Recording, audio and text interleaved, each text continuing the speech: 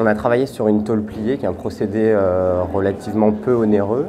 Ça correspondait à la stratégie aussi de Fly, donc mettre en forme un objet à partir d'une feuille de tôle. Donc, il y a 2 plis, une découpe et un bandeau de LED qui intervient derrière ce luminaire, qui éclaire le mur. C'est comme la continuité du mur.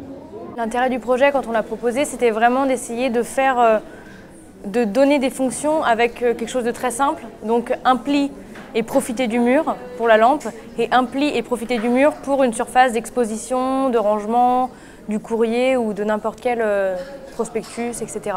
À la base, en fait, de par nos recherches pour la proposition du produit, c'était de se situer dans des lieux d'entrée, des lieux qui ne sont pas du tout aménagés, comme le couloir, le corridor, un petit hall. Donc c'est vrai qu'à la base, notre idée première, c'était vraiment d'avoir une lampe comme ça. Après, effectivement, l'intérêt d'une applique, c'est quelque chose qu'on va répéter sur le mur. Donc c'est quelque chose de tout à fait envisageable. Et on peut également le situer en chevet, on parlait de chambre d'enfant, des choses comme ça. C'est vrai qu'on l'imagine également assez bien à ce niveau-là. C'est une opportunité un peu particulière. C'est le fait de pouvoir à la fois proposer des choses directement en lien avec l'outil industriel.